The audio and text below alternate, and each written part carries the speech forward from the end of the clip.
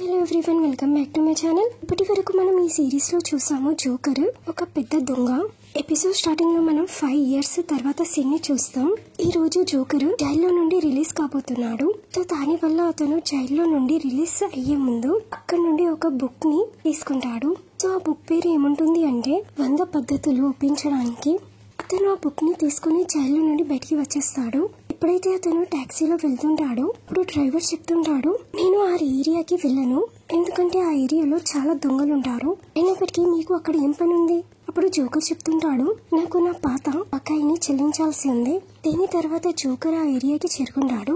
అక్కడ వెళ్ళిన తర్వాత జోకర్ ఒక షాప్ కీపర్ తో అడుగుతాడు, మీకు జాక్ పేరున్న వ్యక్తి తెలుసా? అతను ఒక తైకాండో యొక్క ప్లేయర్ ఉండే.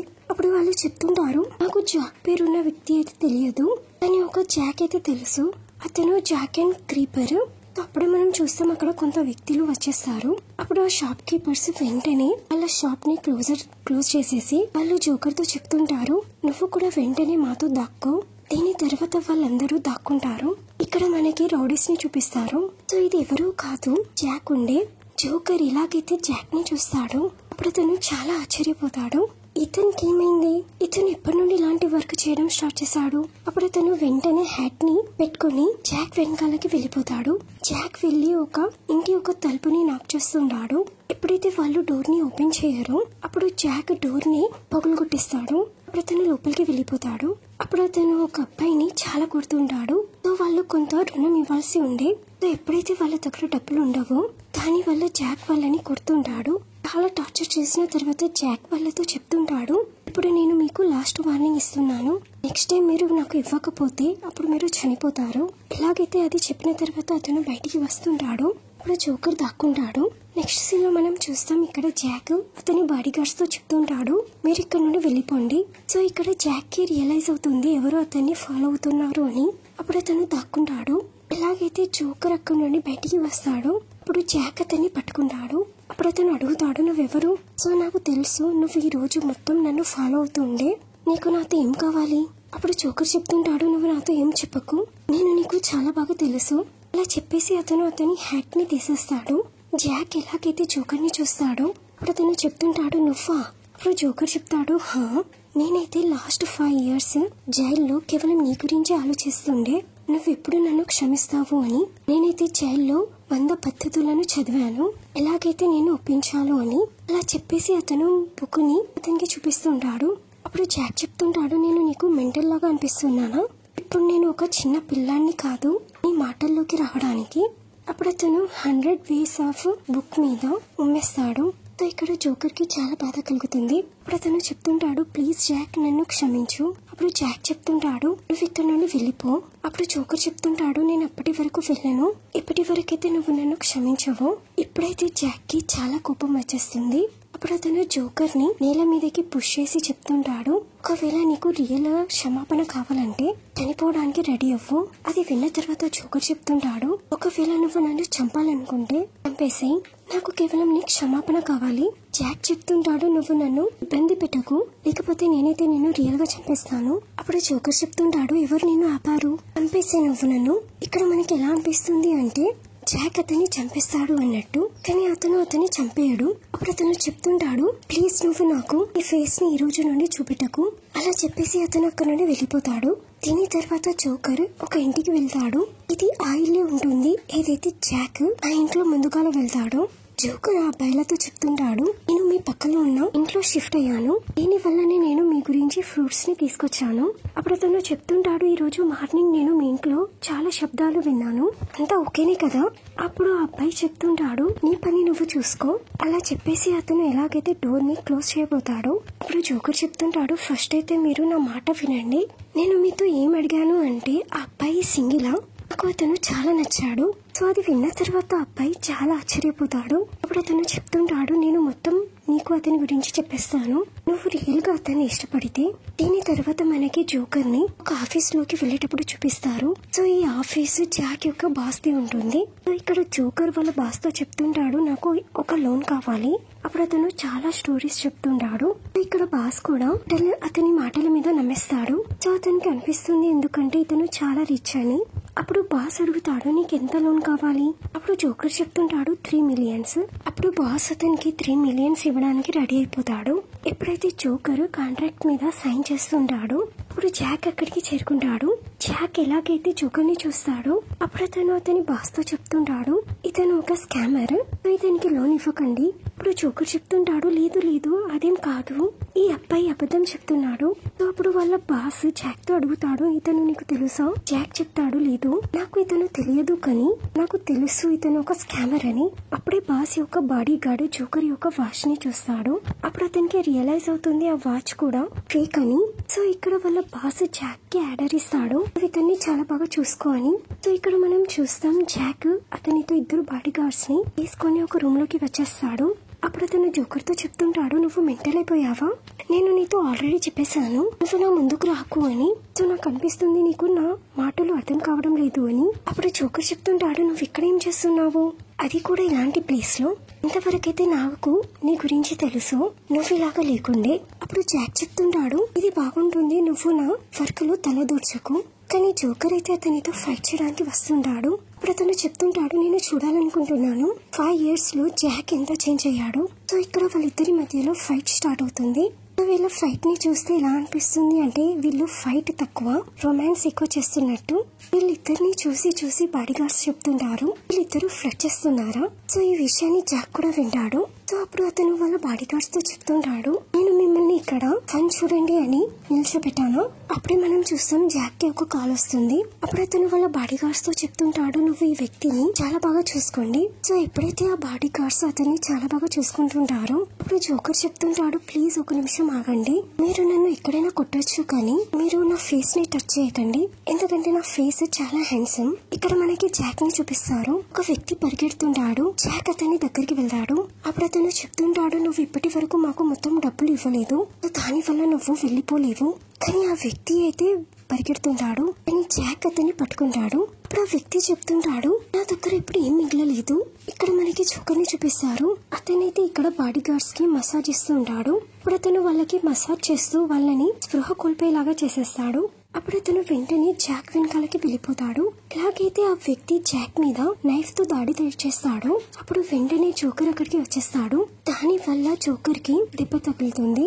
సో ఇక్కడ జాక్ కి వ్యక్తి ఒక బ్యాగ్ లో నుండి ఒక వ్యాలెట్ కనబడుతుంది. అందులో కేవలం కొన్ని డబ్బులు ఉంటాయి. అప్పుడు ఆ వ్యక్తి చెప్తుంటాడు మీరు నన్ను ఇక్కడ నుండి వెళ్ళనివ్వండి, ఇప్పుడైతే నాకు క్యాన్సర్ కూడా అయిపోయింది, నేను నా లైఫ్ యొక్క కొన్ని రోజులు ప్రశాంతంగా గడపాలనుకుంటున్నాను.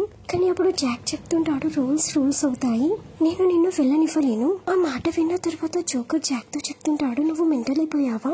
అప్పుడు అతను వ్యాలెట్ లో డబ్బులు వేసి ఆ వ్యక్తికి ఇచ్చేస్తాడు. అది చూసి జాక్ జోకర్ యొక్క మెడని పిసుకుతుంటాడు. అప్పుడు వెంటనే జోకర్ ఆ వ్యక్తితో చెప్తుంటాడు నువ్వు పారిపో. అప్పుడు జోకర్ చెప్తుంటాడు నువ్వేం చేస్తున్నావు, నువ్వు ఆ జాక్ కాదు, ఎవరైతే నాకు తెలుసో. ఇది ఏమైనా కానీ నేను పాత జాక్ ని మళ్ళీ తీసుకొస్తాను. ఆ మాట విన్న తర్వాత జాక్ జోకర్ ని పనిచేస్తాడు. అప్పుడు అతను చెప్తుంటాడు నీకేమనిపిస్తుంది ఇదంతా నేను నా ఇష్టంతో చేస్తున్నానా, ఇదంతా నీ వల్ల జరిగింది జోకర్. సో ఆ రోజు నువ్వు నాకు ఆ హోప్ ఇవ్వకపోతే ఈ రోజు నేను ఇక్కడ ఉండకపోయేవాడిని. ఇప్పుడైతే జరగడానికి ఏమైనా జరగచ్చు కానీ నా లైఫ్ అయితే ఎప్పుడు చేంజ్ కాలేదు జోకర్. అలా చెప్పేసి అతను అక్కడ నుండి వెళ్ళిపోతాడు.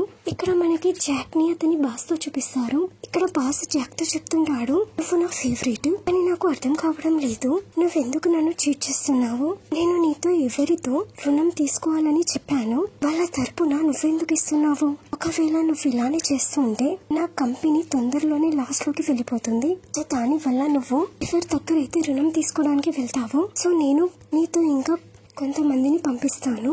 ఒకవేళ నేను నిన్ను మళ్ళీ చీట్ చేస్తూ పట్టుకుంటే నేను నిన్ను చంపేస్తాను, నువ్వు మర్చిపోకు నీ లైఫ్ నా దగ్గర ఉంది. అప్పుడు జాక్ ఐమ్ సారీ అని చెప్పి అక్కడి నుండి వెళ్ళిపోతాడు. ఇక్కడ జాక్ ఎవరి దగ్గర అయితే మన వడ్డీని తీసుకోవడానికి వెళ్తుంటాడు వాళ్ళ పేరు హుయి టాటూస్. సో ఇప్పటి నుండి వాళ్ళ రుణం యొక్క ఇన్ఛార్జ్ హోప్ ని చేస్తారు. ఇక్కడ హోప్ హుయి టాటూస్ ఇంటికి చేరుకొని వాళ్ళని చాలా కొడతాడు. అప్పుడు అతను చెప్తుంటాడు నేను జాక్ కాదు, నేను మిమ్మల్ని క్షమించను, సో నెక్స్ట్ టైం వచ్చే వరకు మీరు డబ్బులని రెడీ పెట్టండి. ఈ తర్వాత మనకి బాస్ ని చూపిస్తారు. తను ఒక రూమ్ లోకి వస్తాడు. అక్కడ మనం చూస్తాం ఆ రూమ్ లో జాక్ పేరు ఉన్న ఒక రింగ్ ఉంటుంది. అక్కడ బాస్ ఒక గోల్డ్ చైన్ ని పెట్టి బయటికి వెళ్ళిపోతాడు. సో ఇక్కడ మనం హుయోని టాటూస్ ని చూస్తాం. అప్పుడు వాళ్ళు డిసైడ్ అవుతారు వాళ్ళు జోకర్ ఇంట్లో దొంగతనం చేస్తారు అని. అలా చేయడం వల్ల మనం బాస్ యొక్క డబ్బులు ఇవ్వచ్చు. అప్పుడు వాళ్ళిద్దరూ మాస్క్ పెట్టి జోకర్ ఇంటికి వచ్చేస్తారు. జోకర్ ఎప్పుడైతే ఇంటికి వస్తాడో అతను జాక్ వల్ల చాలా బాధలో ఉంటాడు. అప్పుడు అతను 100 వేసి ఒక బుక్స్ ని కూడా డస్ట్బిన్ లోకి పారేస్తాడు. అప్పుడే మనం చూస్తాం అక్కడ హుయోను టాటూస్ కూడా వచ్చేస్తారు. అప్పుడు వాళ్ళు జోకర్ తో చెప్తుంటారు హ్యాండ్స్ అప్. అప్పుడు జోకర్ చెప్తుంటాడు ప్లీజ్ ఇప్పుడు నా మూడ్ లేదు, నేను ఇప్పుడు మీతో ఆడలేను. అప్పుడే జోకర్ చెప్తుంటాడు కాక్రోచ్ యొక్క పేరును విన్న తర్వాత హుయోను టాటూస్ చాలా భయపడుతుంటారు. అప్పుడు వాళ్ళు చూస్తారు జోకర్ అయితే మాయమైపోయాడు అని. అప్పుడు వాళ్ళిద్దరూ మాట్లాడుకుంటుంటారు మనమైతే ఇంత పెరిగియా ఒక కాక్రోచ్ తో భయపడ్డాము. ఇక్కడ మనం చూస్తాం జోకర్ వాళ్ళ నుండి ఒకరిని కట్టేస్తాడు. అప్పుడు అతను వేరే అతన్ని కొడుతుంటాడు. అప్పుడు అతను చెప్తుంటాడు ప్లీజ్ మీరు నన్ను కట్టకండి, నేను మీ పక్క ఇంటి వాడిని. ఎప్పుడైతే అతను అలా మాట్లాడుతుంటాడో అప్పుడు అతను జోకర్ చేయి మీద ఉన్న టాటూని చూస్తాడు. అప్పుడు అతను చెప్తుంటాడు నువ్వే జోకర్ థీఫా, నేను నీ ఒక పెద్ద ఫ్యాన్ ని. అప్పుడు జోకర్ చెప్తుంటాడు అప్పుడు అబ్బాయి చెప్తుంటాడు సో నాకు చాలా బాగా తెలుసు నువ్వు జాక్ వల్ల బాధపడుతున్నావు అని, కానీ నేను నీకు ఒక విషయం చెప్తాను సో దాని వల్ల నీకు చాలా ఉపయోగం కలుగుతుంది. అప్పుడు జోకర్ అడుగుతాడు ఏంటి? అప్పుడు అతను చెప్తుంటాడు ఈ జాక్ నైతే నువ్వు చూస్తున్నావు సో రియాలిటీలో అతను జాక్ కాదు, అతనైతే కేవలం అందరి ముందు ప్రిటెండ్ చేస్తున్నాడు. దీని తర్వాత విషయం నేను ఎప్పుడు చెప్తాను అంటే ఒకవేళ నువ్వు ఒప్పుకుంటే నువ్వు నాతో కలిసి దొంగతనం చేస్తే. అప్పుడు జోకర్ చెప్తాడు సరే, కానీ ఇప్పుడు నువ్వు నాకు విషయం చెప్పు. అప్పుడు అతను చెప్తుంటాడు జాక్ అసలు చెడ్డ వ్యక్తి కాదు. సో ఈ రోజు వరకు ఎవరెవరి మీద రుణం వచ్చిందో జాక్ అతని డబ్బులతో వాళ్ళ రుణాన్ని తీరుస్తున్నాడు. సో అతను వాళ్ళ బాస్ ముందు ఎలా ప్రిటెండ్ చేస్తాడు అంటే ఎలాగైతే అతను మమ్మల్ని కొడుతున్నట్టు, కానీ బట్ ఇన్ రియాలిటీ అతను ఎప్పుడు కూడా మమ్మల్ని కాపాడుతాడు.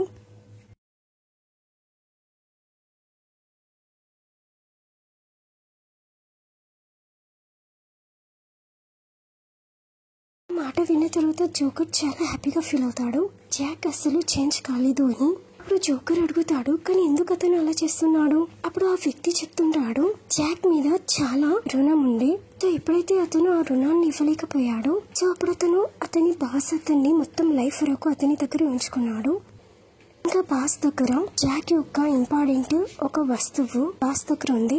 అది ఏదో కాదు జాక్ పేరెంట్స్ యొక్క రింగ్. ఏదైతే జాక్ వల్ల నాన్న చనిపోయే ముందు జాక్ కి ఇచ్చాడు. సో బాస్ కి తెలుసు ఆ రింగ్ జాక్ కి ఎంత ఇంపార్టెంట్. అతను దాన్ని ఎందుకు పెట్టుకున్నాడు అంటే ఎప్పుడు కూడా జాక్ అతన్ని మోసం చేయొద్దు అని. అప్పుడు హుయోను టాటూ చెప్తుంటారు మేము కూడా కోరుకుంటున్నాము జాక్ ని ఈ లైఫ్ లో నుండి తీసేయాలి అని, కానీ దాంతోనే అతని రింగ్ కూడా దొరకాలి అని, కానీ దీని గురించి మాకు నీ హెల్ప్ కావాలి. అప్పుడు జోకర్ అడుగుతాడు మీ ప్లాన్ ఏంటి?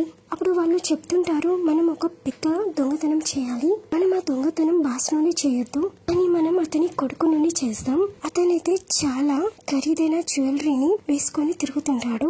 ఈ దొంగతనం చేయడానికి మేము కూడా నీతో వస్తాము.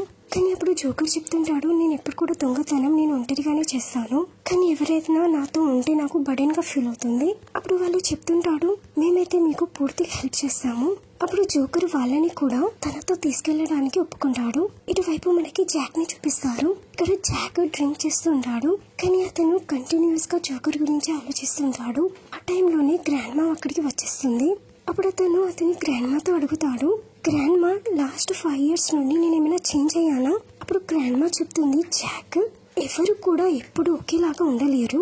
సో టైం వచ్చినప్పుడు అందరు కూడా చేంజ్ అవుతారు, కానీ నువ్వు దీని గురించి అయితే ఒకటి గుర్తు పెట్టుకో, వేరే వాళ్ళకి హెల్ప్ చేయడం మంచి మాట, కానీ వేరే వాళ్ళకి హెల్ప్ చేయడంలో నిన్ను నువ్వు మర్చిపోకు. అలా చెప్పేసి గ్రాండ్ మా అక్కడ నుండి వెళ్ళిపోతుంది. దీని తర్వాత మనకి బాస్ యొక్క కొడుకుని చూపిస్తారు. ఒక అమ్మాయి అతనికి మేకప్ చేస్తూ ఉంటుంది. ఇక్కడ మనం చూస్తాం అతను లైవ్ వస్తాడు. ఇక్కడ మనకి ఆ మేకప్ ఆర్టిస్ట్ ని చూపిస్తారు. ఆ మేకప్ ఆర్టిస్ట్ ఇంకెవరో కాదు, ఇది జోకర్. దీంతోనే ఎపిసోడ్ 2 ఎండ్ అవుతుంది. మీకు వీడియో నచ్చినట్లయితే please like, share and subscribe.